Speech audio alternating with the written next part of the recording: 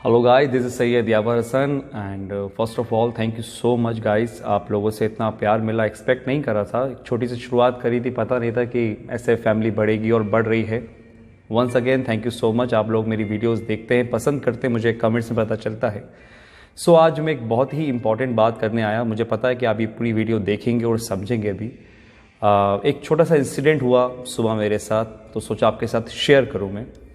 मैं normally gym आया था सुबह एंड मैंने अपने कैमरा स्क्रीन पर देखा, जो आप अभी इस स्क्रीन पर देख रहे हैं। एक बंदा था जो पार्किंग में आया और गाड़ी के पीछे कुछ करने लगा। तो मुझे लगा पता नहीं क्या कर रहा है, मैं देखूं ज़रा। मैं उसको देख ही रहा था कि मुझे समझ में आ गया कि ये नीचे से कुछ उठा रहा है, और जो वो उठा रहा है वो रोटी है।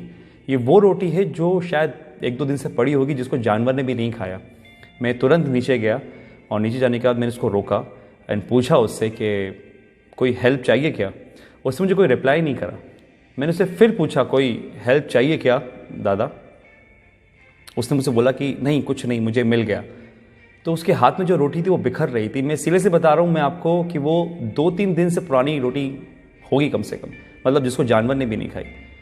वो इतना मजबूर था कि उसको खाने को तैयार था, लेकिन मांगने को तैयार नहीं था। उसने मुझे कुछ नहीं मांगा। स्टिल मैंने उसको फोर्स करा और मैंने पूछा कि क्या मैं आपकी थोड़ी मदद कर दूँ। उसने चुपचाप से सर हिलाया और मैंने उसको कुछ पैसे दिए। पैसे लेने के बाद उसने मुझे पैसे रिटर्न करने की कोशिश करी।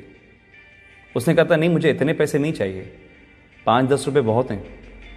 एंड मुझे समझ नहीं आया। मैं बोला कि ठीक है आप रख लिए, आपके आगे काम आएंगे। बट उसने मुझसे वो पैसे लेने से मना करा। तभी मैंने उसको समझा कर वो पैसे दिए और फिर वहाँ से मेरे दिमाग में कुछ चीज़ें आई जो मैं आपके सामने शेयर करना चाहता हूँ। कि बात यह है कि वो आदमी बेकारी नहीं था। पहले कुछ काम करता होगा जिसकी वजह से उसका काम छूट गया है और उसको मांगने में शर्म आई थी या जो भी हुआ वॉट एवर। और वो इतना मजबूर था कि वो सूखी रोटी खाने को तैयार था और लेकिन मांगने को तैयार नहीं था। और ये हालत हमारी जो बन रही है आने वाले टाइम के अंदर, इस पर थोड़ा सा अगर आप सोचो तो ये आपको समझ में आ जाएगा कि कितनी बड़ी प्रॉब्लम हमारे सामने खड़ी है आकर। ये बात तो हो गई मौजूदा हालात की कि आदमी किस हद तक चला गया है। अब मैं इस कहानी को थोड़ा सा और आगे ले जाता हूँ। करते हैं डेविड क्लोरी की। बहुत से लोग जानते हैं डेविड क्लोरी को, लेकिन जो लोग नहीं जानते मैं उनको बता दूं कि 2017 में एक ट्रेलर आया था मूवी का, जिसका मूवी का नाम था ग्रे स्टेट। अब इसमें क्या नया है? नया ये था कि जब ये मूवी रिलीज़ होने वाली थी उसके कुछ टाइम पहले ही डेविड क्लोरी को उसकी वाइफ और उसके बच्चे के साथ गोली मार दी गई। रीज़न रहा होगा कि एक डायरेक्टर को उसकी बेटी और वाइफ के साथ मार दिया जाता है मूवी के रिलीज़ होने से पहले, और वो मूवी नहीं बनती है। ऐसा क्या दिखाना चाहते थे डेविड उस मूवी के अंदर जो 2017 में आनी थी, लेकिन उसका ट्रेलर ज़रूर आया था। और उस ट्रेलर के अंदर ऐसा कुछ दिखाया ज़रूर था जिसमें बताया गया था कि आने वाले टाइम के अंदर लोग एक दूसरे के पास जाने से थोड़ा डरेंगे, यानी कि सोशल डिस्टेंसिंग मेंटेन करेंगे। लोगों को एक घर में कैद कर दिया जाएगा, यानी कि लॉकडाउन होगा। ट्रांसपोर्ट सारी चीज़ें बंद कर दी जाएंगी और कैश बिल्कुल नहीं होगा। उनके बॉडी में एक चिप इंसर्ट की जाएगी, जो जितने भी ट्रांजैक्शंस होंगे वो सब उस चिप से होंगे। ये तो सिर्फ एक ट्रेलर था जिसमें बताया गया था। बताना तो कुछ और चाहते थे, लेकिन उससे पहले ये मूवी और वो दोनों ही ख़त्म हो गए। 2017 में ही बिल गेट्स ने बोला था कि एक महामारी आने वाली है जिसके लिए हमें तैयार रहना चाहिए। और ठीक 18 अक्टूबर 2019 को बिल गेट्स ने एक मीटिंग में बोला कि अब जो वॉर होगी कंट्रीज़ के बीच में वो मशीन से नहीं होगी, वायरस से होगी। और अभी आप जानते हैं बिल गेट्स को लेके क्या कंट्रोवर्सी चल रही है। आपको लग रहा होगा कि दो वीडियो का आपस में क्या कनेक्शन है। कुछ लोग समझ रहे होंगे, कुछ लोगों को समझ में नहीं आ रहा होगा। तो यहाँ पर एक यू टर्न आता है और मैं आपको ले जाता हूँ 1980 में। 1980 के अंदर एक ऑर्गेनाइजेशन बनी जिसका मेन मकसद था इस पूरी दुनिया में एक पावर होना, यानी कि पूरी दुनिया को एक पावर चलाना। और उस पावर को उन्होंने नाम दिया था न्यू वर्ल्ड ऑर्डर। इस ऑर्गेनाइजेशन में ज़्यादा लोग नहीं थे, कोई सीक्रेट 100-150 लोग होंगे। और एक बहुत डरावने वाली बात इस ऑर्गेनाइजेशन की ये थी कि वो इस दुनिया की टोटल आबादी को 50 करोड़ में लाना चाह रहे थे, 50 करोड़ में। उनके टारगेट में थे वो देश जिसमें सबसे ज़्यादा पॉपुलेशन है, जिसमें हमारा इंडिया भी होता है। सब के लिए उन्होंने एक प्लान बनाया जिसका नाम था MMP, mind control, money control, population control. Mind control यानी कि आदमी खुद से कुछ ना सोचे, जो वो चाहें वो आप सोचो, माइंड कंट्रोल। और ये किसके थ्रू होता? मास मीडिया के थ्रू। जो मीडिया में दिखाया जाएगा वो आदमी सोचेगा। और एक कल्चर ऑफ फेयर यानी कि एक डर का माहौल बनाना, क्योंकि डर एक ऐसी चीज़ है जो अगर दिमाग में बिठा दी जाए किसी की तो इतनी आसानी से निकलती नहीं है, और वो ऐसा हुआ है। आज बहुत से लोगों का माइंड कंट्रोल करती है मीडिया, जो वो बोलती है वो आप मानते हो। और कल्चर ऑफ फेयर, डर का माहौल, ये तो आपने देख ही रहा है जो आजकल चल रहा है। कंट्रोल यानी कि आदमी जितना हो सकता है लेस कैश, कैशलेस, या जितना हो सकता है टोटली डिजिटल, और वो आपके सामने ही है। आज हमारी डिजिटल करेंसी किस तरीके से बढ़ रही है आपको पता ही है।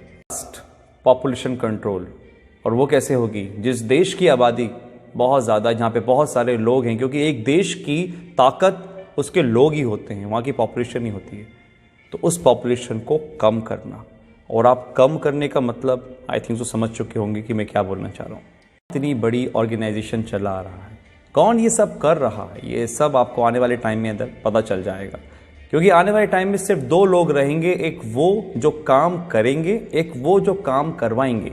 अगर मैं इसको स्ट्रेट फॉरवर्ड बोलूं तो राजा और गुलाम। एक वो लोग जो इस दुनिया पे राज करेंगे, और एक वो लोग जो उन राज करने वालों की गुलामी करेंगे। ऑर्गेनाइजेशन का एक एजेंडा था, एजेंडा 21, यानी कि 2021 तक इस काम को पूरा करना। और 2020 जब से स्टार्ट हुआ है, आपको पता है सब क्या हो रहा है। लाखों लोग हैं जो समझ पा रहे हैं इस बातों को, लेकिन करोड़ लोग हैं जो इस बातों को नहीं समझ पा रहे। एजेंडा 21 2021 तक इन काम को पूरा करना, और अगर सीरियसली इस बातों में कुछ भी सच्चाई है तो हम बहुत बड़े खतरे में गाइस। ये वायरस आया जो कि हमारा है नहीं, किसी और देश से आया है। हम आपस में ही लड़ रहे हैं, कोई धर्म के नाम पे तो किसी काम के नाम पे। और जो इस एजेंडा का सबसे बड़ा फंडा था कि लोगों को आपस में लड़वा दो, आज हमारे घर में हम छोटी छोटी सी बातों पर विवाद कर लेते हैं। आज अगर हम घर से बाहर निकलते हैं तो हमारे घर वाले इस चीज़ के लिए प्रोटेस्ट करते हैं कि भैया घर से बाहर नहीं निकलो, बाहर जाओगे तो मर जाओगे। ये दिमाग में हमारे किसने भरा? कौन कंट्रोल कर रहा है हमारे दिमाग को? आप खुद समझदार हैं।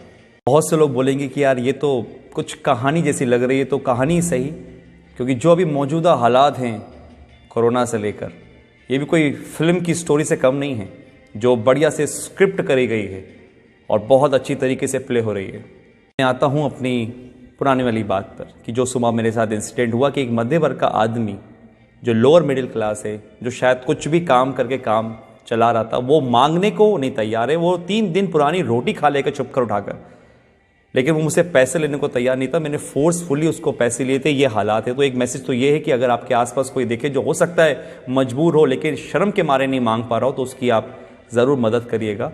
इतना तो हम लोग अंदाज़ा लगा लेते हैं कि कौन परेशान है कौन नहीं। दूसरी बात, अगर ये बात सही है कि जो 1980 में एक एजेंडा चला, एजेंडा 21, डर का बिजनेस, अगर ये सही है तो गाइस आप लोग समझिए, संदीप महेश्वरी, मिस्टर रॉय चौधरी, ऐसे बहुत से लोग हैं, बड़े बड़े डॉक्टर्स हैं जो आपको समझाने की कोशिश कर रहे हैं कि इसका मॉर्टेलिटी रेट बहुत कम है, 0.01%। 1000 में से एक इंसान मर रहा है, तो फिर किस बात का इतना हाहाकार मचा हुआ है? जस्ट बिकॉज ऑफ, क्योंकि हम जो न्यूज़ देखते हैं वो मीडिया से आ रही है। बात वही है, हमारे दिमाग को कंट्रोल करा जा रहा है, हमारे पैसों को कंट्रोल करा जा रहा है। आज हमारे पास इतनी आज़ादी नहीं है कि हम खुद का काम कर सकें। किसी के कहने पे हम दुकान खोलते हैं, किसी के कहने पे हम दुकान नहीं खोलते। ये हक हमसे छीन लिया गया है, पैसा कमाने का हमसे छीन लिया गया है।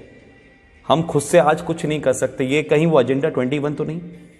अगर है तो आज डर छोड़िए, अपनी इम्यूनिटी पे काम करिए, दिमाग लगाइए, लॉजिक समझिए।